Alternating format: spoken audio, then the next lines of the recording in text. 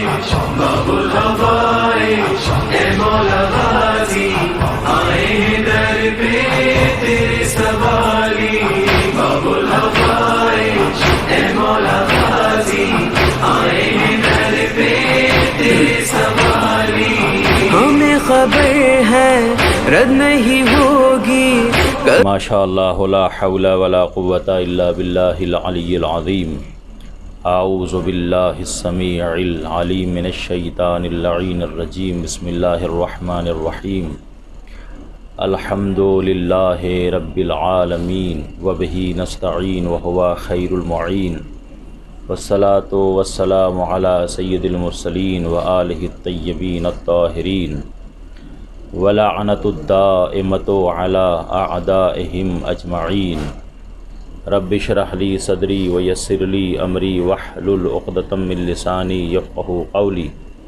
اما بعد فقد قال سیدنا و امامنا علی بن ابی طالب علیہ السلام الہی کفا بی عزا ان اکون لک عبدا وکفا بی فخرا ان تکون لی ربا انت کما احب فاجعلنی کما تحب صلوات پڑھنے پر محمد وآل محمد۔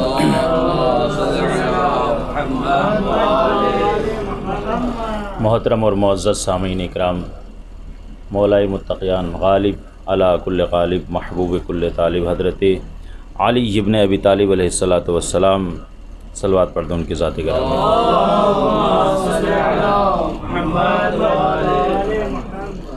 مولا کے کلام نورانی سے گفتگو کا آغاز کیا ہے۔ مولا متقیان کے دعائیہ کلمات کہ جس میں امام علیہ السلام نے ہمیں دعا کی عظمت کے ساتھ ساتھ، دعا کی فضیلت کے ساتھ ساتھ، دعا کی اہمیت کے ساتھ ساتھ ہمیں دعا کرنے کا طریقہ بھی بتایا ہے۔ اب ظاہر سی بات ہے کہ ایسا وقت ہے، زیادہ طولانی گفتگو کرنی بھی نہیں ہے۔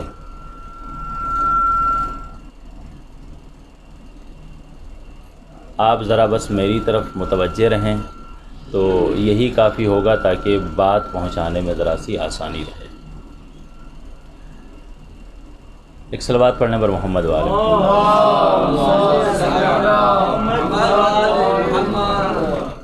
وقت بہت کم ہے اور مجھے چند معروضات ان دعائیہ کلمات کے ذیل میں آپ کی پاکیزہ سماعتوں کے حوالے کرنے ہیں۔ مولا متقیان فرما رہے ہیں کہ اے میرے اللہ، میری عزت کے لیے یہی کافی ہے کہ میں تیرا بندہ ہوں، اور اے میرے اللہ، میرے فخر کرنے کے لیے یہی کافی ہے کہ تو میرا رب ہے۔ اب یہاں پر ان دعائیہ کلمات کے ذریعے سے مولا متقیان نے ہمیں دعا کا طریقہ بتایا ہے اور اپنی عبدیت کا اظہار کیا ہے بارگاہ پروردگار میں۔ یوں تو مولا کائنات کے لیے بہت سارے فخر ہیں، فخر و مباحات اتنے ہیں کہ جن کو شمار نہیں کیا جا سکتا، اتنے شرف ہیں کہ جن کو شمار نہیں کیا جا سکتا۔ مولا نے اپنے کسی شرف کا ذکر نہیں کیا ہے۔ کیا کہا؟ اے میرے پروردگار، میری عزت کے لیے یہی کافی ہے کہ تو میرا رب ہے اور میں تیرا بندہ ہوں۔ یہاں پر مولا کائنات نے عبدیت کا مفہوم واضح کیا ہے کہ دیکھو اور سارے شرف اپنی جگہ پر، لیکن مجھ علی بن ابی طالب علیہ السلام کے لیے سب سے بڑا شرف، سب سے بڑی عظمت، سب سے بڑی فضیلت یہ ہے اے میرے اللہ میں تیرا بندہ ہوں۔ یعنی مولا کائنات نے، اب میں نے ان دعائیہ کلمات کا انتخاب آج کی مجلس کے لیے یوں بھی کیا کہ یہ مہینہ جو کہ عبادت کا مہینہ ہے، مغفرت کا مہینہ ہے، دعاؤں کی قبولیت کا مہینہ ہے، بس اسی لیے میں نے ان کلمات کا انتخاب کیا کہ مولا کائنات نے کہا اے میرے اللہ، میرے عزت کے لیے، میرے فخر کرنے کے لیے یہی کافی ہے کہ میں تیرا بندہ ہوں۔ مولا کائنات نے یہاں پر ہمیں یہ بتا دیا کہ دیکھو، فخر اور مباحات کرنے کے بہت سارے مواقع اور بہت ساری فضیلتیں میرے پاس ہیں، لیکن میری نظر میں سب سے بڑا میرے لیے فخر کا مقام یہ ہے کہ میں اس کا بندہ ہوں، اور میرے فخر کرنے کے لیے کافی ہے کہ وہ پروردگار میرا رب ہے۔ آخر میں مولا فرماتے ہیں انتا کما احب، پروردگار تو ویسا ہی ہے جیسا میں چاہتا ہوں۔ کیسا چاہتا ہے انسان؟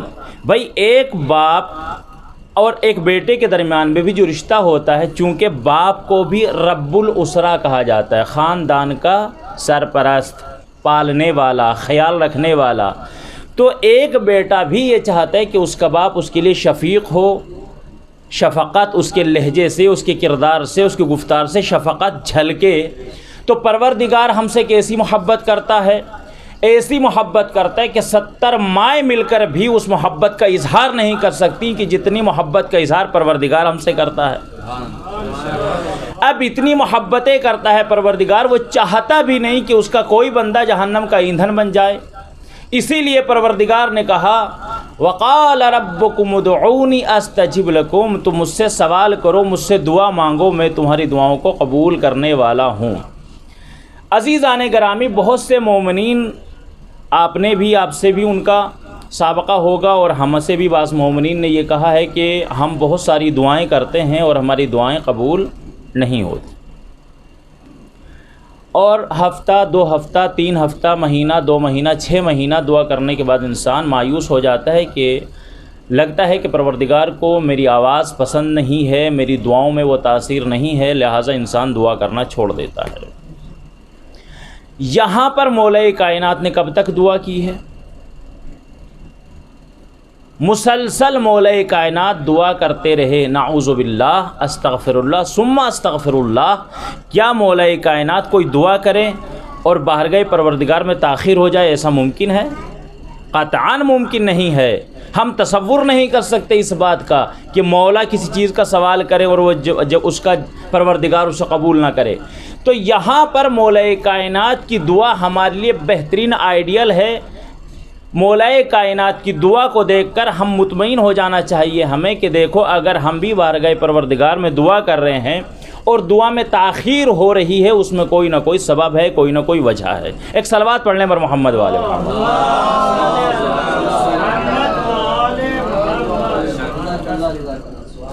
یہ مہینہ جو دعاؤں کا مہینہ ہے، مغفرت کا مہینہ ہے، رحمت کا مہینہ ہے، اور آج آپ دیکھیے پوری دنیا کے حالات جو خراب ہیں، ہر انسان دعا کر رہا ہے، بالخصوص ہندوستان کے حالات، وطن عزیز، کیا حال ہے ہندوستان کا؟ آنکھ کھلتی ہے تو 2-4 کی جو ہے وہ انتقال کی خبر ہوتی ہے، جب بھی موبائل اٹھائیے ہر گروپ کے اندر 5-10 مومنین کے انتقال کی خبر ہوتی ہے۔ یہ جو حالات اس وقت ہیں، آپ سے بھی لوگوں نے دعاؤں کے لیے کہا ہوگا، ظاہر سی بات ہے، آپ نجف اشرف میں رہ رہے ہیں، ہر انسان کی خواہش ہوتی ہے کہ آپ ان کے لیے، ان کے حق میں دعا کریں مولا کائنات کی بارگاہ میں۔ عزیزان گرامی، پوری دنیا میں دعائیں ہو رہی ہیں اور پروردگار دعاؤں کو قبول بھی کر رہا ہے۔ نہ جانے کتنے مومنین ہیں جو موت کے منہ سے نکل کر واپس سے صحیح ہو رہے ہیں۔ تو مایوس نہیں ہو جانا چاہیے، لیکن اگر پھر بھی کسی انسان کی، کسی مرد مومن کے حق میں دعا قبول نہیں ہو رہی ہے تو اسے پریشان نہیں ہونا چاہیے کہ میری دعاؤں میں تاثیر نہیں ہے۔ یاد رکھیے گا عزیزان گرامی، آپ اس وقت سارے مبلغین بیٹھے ہیں اور میں آپ کی خدمت میں یہ بات عرض کر رہا ہوں، توجہ کیجیے گا۔ ہر انسان سے دعاؤں کے لیے کہا جا رہا ہے اور ہر انسان دعا بھی کر رہا ہے۔ دعائیں قبول نہیں ہو رہی ہیں، اس کی کچھ وجوہات ہو سکتی ہیں۔ پہلی وجہ تو یہ ہے کہ انسان دعا کر رہا ہے مگر آداب دعا سے غافل ہے۔ توجہ کیجیے گا عزیزان گرامی، میں آپ کے سامنے یہ عرض کروں گا کہ دعا کسی بھی صورت میں اگر کی جائے تو وہ رد نہیں ہوتی ہے، اس کا کچھ نہ کچھ پروردگار اجر دیتا ہے۔ لیکن یہ تمہیدی باتیں ہیں، چند ان کو آپ سماعت کر لیجئے کہ ہم دعائیں تو کر رہے ہیں لیکن آداب دعا سے غافل ہیں۔ اگر انسان آداب دعا سے غافل ہے، مثلا فرض کریں کہ کوئی مرد مومن آ کر مجھ سے بات کرے اور میں بات تو اس سے کر رہا ہوں لیکن میرا چہرہ اس کی طرف نہیں ہے، میری توجہ اس کی طرف نہیں ہے، تو کیا یہ بات درست ہے؟ غیر مناسب ہے، اخلاق کے منافی بات ہے۔ تو عزیزان گرامی، ہم اپنے پروردگار سے جب راز و نیاز کرتے ہیں، جب دعائیں کرتے ہیں، تو کیا یہ واقعاً ہم ہماگیری کے ساتھ، ہم پوری توجہ کے ساتھ بارگاہ پروردگار میں حاضر ہوتے ہیں یا نہیں؟ یہ پہلا مرحلہ ہے۔ چند آداب ہیں آئمہ علیہم الصلاۃ سے جو دعائیں منسوب ہیں، جن کو ادعیہ معصورہ کہتے ہیں، ان کے ضمن میں آئمہ علیہم الصلاۃ نے ہمیں کچھ آداب دعا بھی بتائے ہیں، روایتوں میں موجود ہیں، آپ نے پڑھے ہوں گے یقیناً۔ ان میں سے پہلا ادب یہ ہے کہ انسان جب بارگاہ پروردگار میں دعا کے لیے ہاتھ اٹھائے تو اس کے لیے ضروری ہے کہ سب سے پہلے وضو کرے۔ اب ہم ابتداً یہ بات عرض کر دیں کہ ضروری نہیں ہے کہ انسان آداب دعا کے ساتھ جو دعا کرے گا وہ یقیناً قبول ہو ہی جائے گی، نہیں، آداب جو ہم کو بتائے ہیں کہ زیادہ امکانات ہیں دعاؤں کی قبولیت کے اگر انسان آداب دعا کے ساتھ دعا کرتا ہے۔ سب سے پہلے وضو کرے انسان، پھر 2 رکعت نماز حاجت پڑھے، 2 رکعت نماز حاجت پڑھنے کے بعد بسم اللہ پڑھ کر وہ دعا پڑھے کہ جو آئمہ علیہم الصلاۃ کی زبان سے جاری ہوئی ہیں، اور اس کے بعد جو اپنا مدعا ہے انسان کے پاس، جو اس کی دعا ہے، جو چاہتا ہے بارگاہ پروردگار میں سوال کرنا، پھر اس کو بارگاہ پروردگار میں پیش کرے۔ جب انسان اپنی حاجت کو بارگاہ پروردگار میں پیش کر رہا ہو، اس وقت انسان کو تصور کرنا چاہیے ان نعمات الہیہ کا کہ جو پروردگار نے اس کو عطا کی ہیں۔ نعمات الہیہ میں کیا ہیں؟ اب یہاں پر ممکن ہے کہ آپ میں سے بھی جتنے افاضل بیٹھے ہیں کوئی سوال کر سکتا ہے، اور جن مومنین تک بعد میں یہ ہماری تقریر منتقل ہوگی، ممکن ہے کہ یوٹیوب سے کوئی اس کو سنے اور کوئی مرد مومن یہ سوال کر لے کہ قبلہ آپ کو کن نعمات الہیہ کا کن نعمات الہیہ کا ذکر کر رہے ہیں؟ ہمارے پاس نہ کھانے کے لیے ہے، نہ پینے کے لیے ہے، غربت و فقیری میں زندگی گزر رہی ہے۔ دیکھیں، نعمات الہیہ سے یہ مطلب نہیں ہے کہ انسان کے پاس گاڑی ہو، بینک بیلنس ہو، بنگلہ ہو، 4 گھر ہوں، 10 دکانیں ہوں، نہیں۔ نعمات الہیہ جو سب سے بڑی نعمات ہیں وہ خود انسان کے وجود میں موجود ہے۔ توجہ کیجیے گا انسان کے، یہ آنکھیں بہترین نعمت ہیں، یہ کان بہترین نعمت ہے، یہ زبان بہترین نعمت ہے، یہ قدم بہترین نعمت ہیں، یہ ہاتھ بہترین نعمت ہیں۔ ان نعمات الہیہ کا احساس انسان کو اس وقت ہوتا ہے، ان نعمات الہیہ کی عظمت انسان کو اس وقت محسوس ہوتی ہے، ان نعمات الہیہ کی فضیلت انسان کو اس وقت انسان احساس کرتا ہے کہ جب کوئی نعمت انسان سے چھن جائے۔ مثلا فرض کرے کسی حادثے میں کوئی آنکھ چلی جائے، کوئی ہاتھ کٹ جائے، تب انسان کو احساس ہوتا ہے کہ کتنی بڑی نعمت تھی یہ آنکھ اور کتنی بڑی نعمت تھی یہ ہاتھ۔ عزیزان گرامی، یہ ہمارا وجود نعمات الہیہ کا مجموعہ ہے۔ جب انسان دعا کر رہا ہو تو انسان نعمات الہیہ کا تصور کرے، اس لیے کہ جب انسان نعمات الہیہ کا تصور کرے گا تو پروردگار کے بارگاہ میں اس کا شکر ادا کرے گا، اور جب انسان شکر ادا کرے گا تو پروردگار کہہ رہا لَإِن شَكَرْتُمْ لَأَزِيدَنَّكُمْ، اگر تم ہمارا شکریہ ادا کرو گے تو ہم تمہاری نعمتوں میں اضافہ کر دیں گے۔ صلوات پڑھ دیں بر محمد و آل محمد۔ توجہ ہے آپ حضرات کو، مولا سلامت رکھیں، مولا سلامت رکھیں۔ جب تم ہماری نعمتوں کا اضافہ کرتے ہو تو پروردگار کہہ رہا ہے کہ ہم تمہاری نعمتوں میں اضافہ کر دیتے ہیں۔ تو ایک یہ ہے آداب دعا میں سے کہ انسان نعمات الہیہ کا تصور کرے اور اس کا شکر ادا کرے۔ اور اسی طریقے سے جو گناہ انسان سے ہوئے ہیں، کیوں کہا جاتا ہے کہ آپ اس زبان سے دعا کریں جس سے کبھی کوئی گناہ نہ ہوا ہو؟ کیا مطلب ہے؟ جناب موسیٰ سے غالباً پروردگار نے کہا کہ موسیٰ اس زبان سے دعا کرو۔ اب کتنی زبان ہے انسان کے پاس؟ ایک ہی تو زبان ہے۔ اس زبان سے دعا کرو کہ جس سے تم نے کبھی کوئی گناہ نہ کیا ہو۔ اب وہ کون سی زبان ہے؟ وہ اپنی زبان نہیں، کسی مرد مومن کی زبان ہے، چونکہ انسان اپنی زبان سے گناہ کر سکتا ہے، کسی دوسرے کی زبان سے گناہ نہیں کر سکتا۔ اسی لیے آداب دعا میں سے آپ سے کیوں کہتے ہیں لوگ، پوری دنیا سے آپ کے پاس کال آتی ہیں، آپ کے چاہنے والے رشتہ دار، چچات، آپ کے خالو ماموں جو رشتہ دار آپ کے پاس کال کرتے ہیں مولانا صاحب دعا کیجئے، کیوں؟ اس لیے کہ آپ ایک تو بارگاہ نجف اشرف میں رہ رہے ہیں، مولا کائنات کی بارگاہ میں رہ رہے ہیں، دوسرا یہ کہ آپ طالب علم ہیں، وہ آپ کو آپ سے اپنے سے بہتر سمجھتے ہیں، آپ کو خدا سے زیادہ قریب سمجھتے ہیں۔ تو عزیزان گرامی، یہاں پر جو کہا گیا کہ انسان کو چاہیے کسی مرد مومن کی زبان سے، کہ اس زبان سے دعا کرے کہ جس سے گناہ نہ ہوا ہو۔ وہ کس کی زبان ہے؟ مرد مومن کی زبان ہے۔ جب انسان ایسی زبان سے دعا کرتا ہے کہ جس سے کوئی گناہ نہ ہوا ہو تو اس دعا کی قبولیت کے امکانات زیادہ ہوتے ہیں۔ تو یہ آداب دعا میں سے ہے کہ انسان دعا کرے۔ اچھا، سارے آداب کا خیال رکھا ہم نے، فرض کریں جتنے بھی آداب تھے آئمہ علیہ الصلاۃ والسلام نے ہم کو بتائے تھے، سب کا ہم نے خیال رکھا، لیکن پھر بھی دعا قبول نہیں ہو رہی ہے، تو پھر بھی انسان کو مایوس نہیں ہونا چاہیے۔ توجہ کیجیے گا عزیزان گرامی، پھر بھی مایوس نہیں ہونا چاہیے، اس لیے کہ ہم جو بھی دعا بارگاہ پروردگار میں پیش کرتے ہیں وہ 3 مراحل سے خالی نہیں ہوتی ہے۔ پہلا مرحلہ یہ ہے کہ انسان کی دعا جو بھی بارگاہ پروردگار میں کر رہا ہے وہ فوراً قبول ہو جائے۔ دوسرا مرحلہ یہ ہے کہ دعا وقت معین کے لیے ٹال دی جاتی ہے۔ تیسرا مرحلہ یہ ہے کہ انسان کی دعا نہ فوراً قبول ہوئی نہ وقت معین پر قبول ہوئی، پھر اس دعا کا کیا ہوگا؟ توجہ کیجیے گا عزیزان گرامی، ہم نے دعا کی فوراً قبول ہو گئی، یہ پہلا مرحلہ ہے۔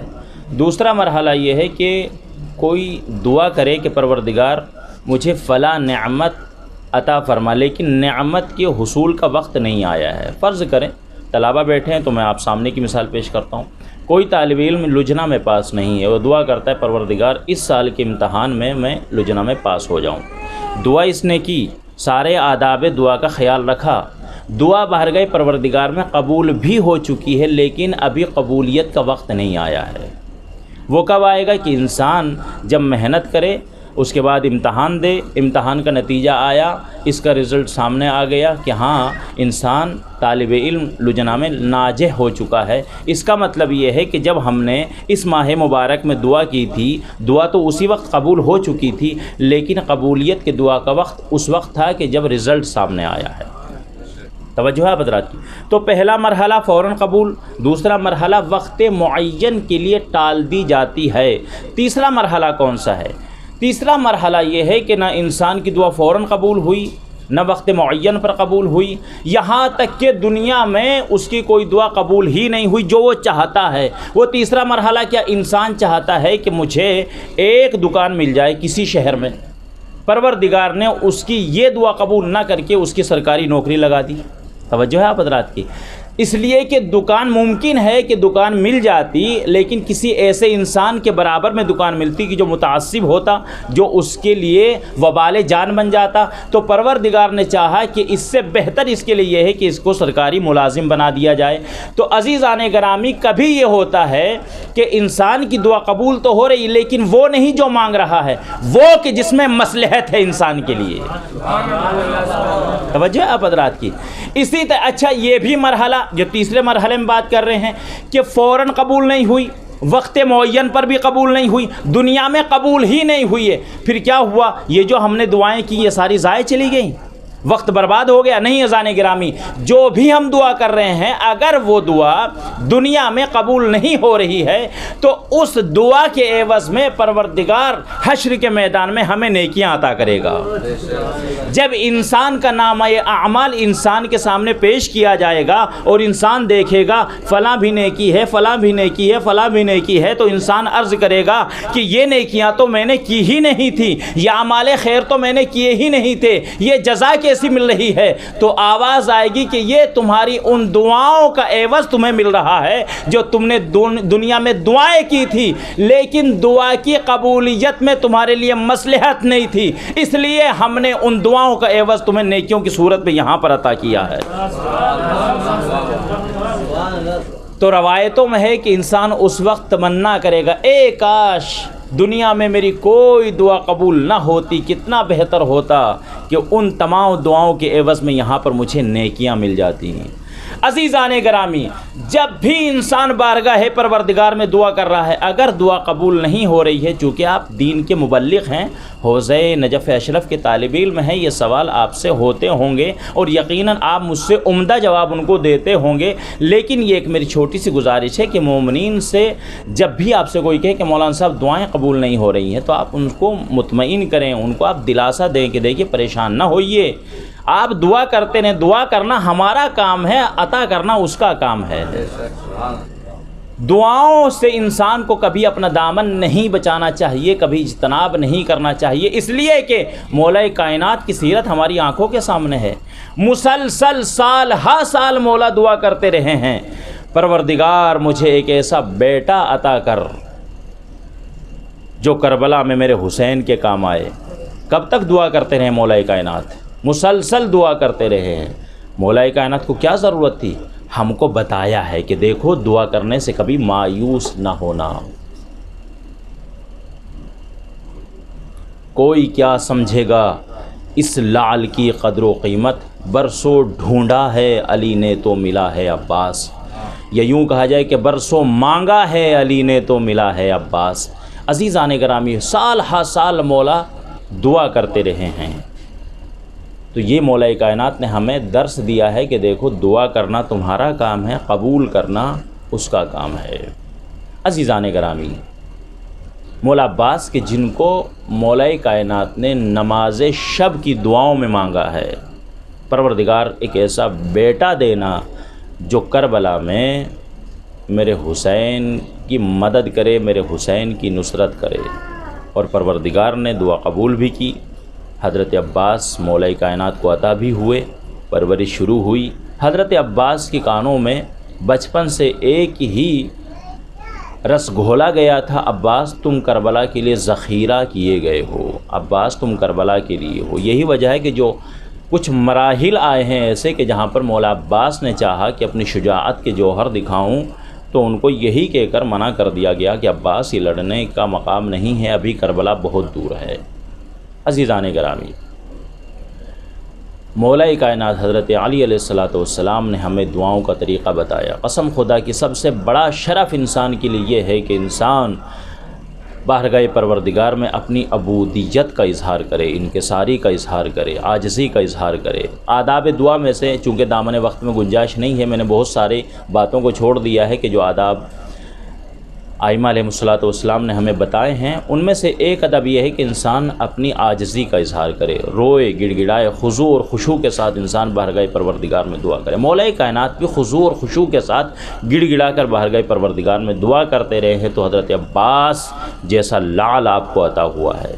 مگر اللہ ہرے صبرے مولا عباس کہ مولا عباس کو پہلا مرحلہ تھا کہ جب امام حسن علیہ السلام کے جنازے پر تیروں کی برسات ہوئی، مولا عباس نے لڑنے کی اجازت مانگی، مگر امام حسین نے یہ کہہ کر منع کر دیا، عباس یہ لڑنے کا مقام نہیں ہے۔ اب یہاں پر تفصیلات ہے کہ مولا عباس نے کیا کہا، پھر امام حسین نے کیا کہہ کر سمجھایا، میں ان تفصیلات کی طرف نہیں جانا چاہتا۔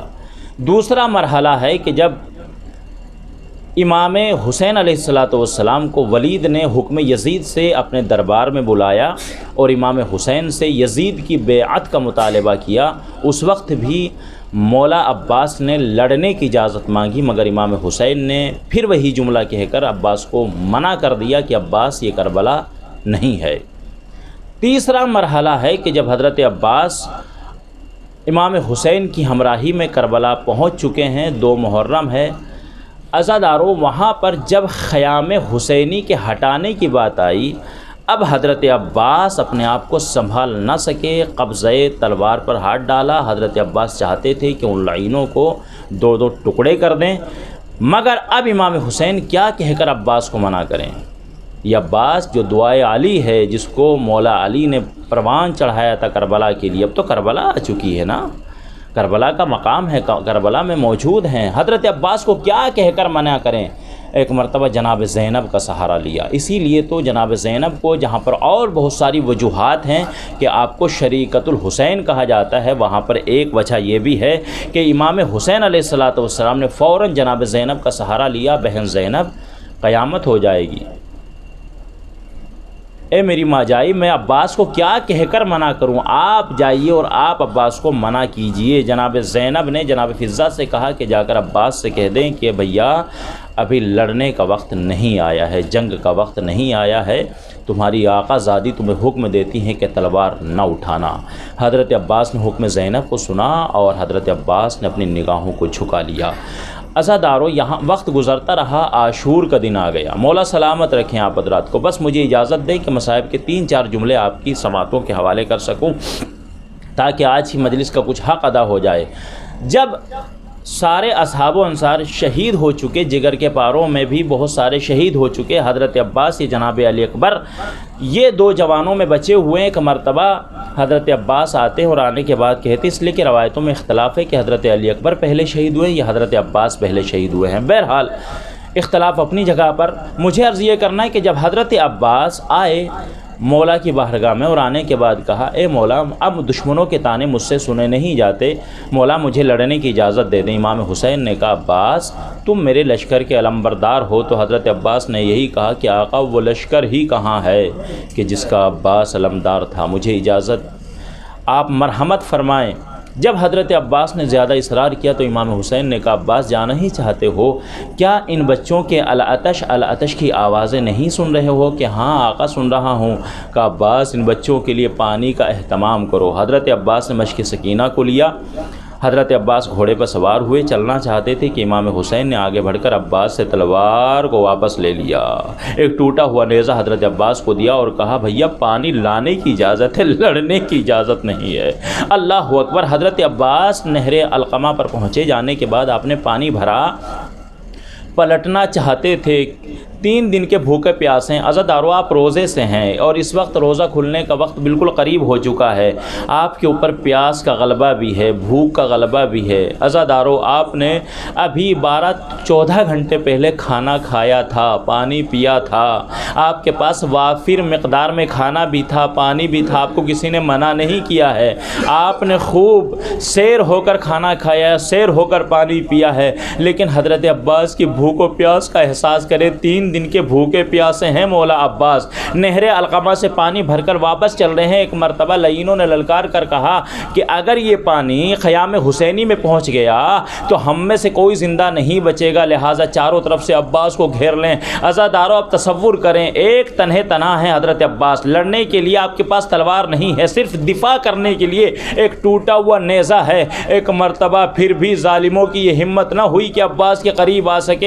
ایک مرتبہ حکم ہوا کہ تیروں کی بارش کی جائے، ترکش سے تیر نکلے، حضرت عباس کے اوپر تیر برسنا شروع ہوئے، کوئی ادھر تیر لگتا تھا، کوئی ادھر تیر لگتا تھا۔ مولا عباس نے گھوڑے کو اور تیز کیا، اسی اسنا میں ایک سنسناتا وہ تیر آیا، مولا عباس کے دائیں بازو پر لگا، عباس کا دایاں بازو قلم ہو گیا۔ عباس نے گھوڑے کو اور تیز کیا، سنسناتا وہ ایک تیر آیا، حضرت عباس کا بایاں بازو بھی قلم ہو گیا۔ حضرت عباس نے مشک سکینہ کو دانتوں سے پکڑا، علم کو سینے سے لگایا، گھوڑے کو اور تیز کیا، مگر اسی اسنا میں ہواؤں میں سنسناتا وہ تیر آیا، حضرت عباس کی آنکھ میں لگا۔ ادھر حضرت عباس کی آنکھ میں تیر لگا۔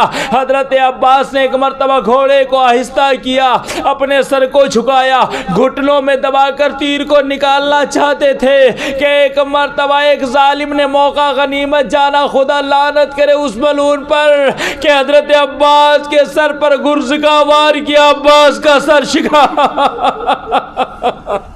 جزاکم اللہ خیر الجزا۔ مجلس ہو گئی تمام۔ عزادارو خدا آپ کو کوئی غم نہ دے سوائے غم مظلوم کربلا کے۔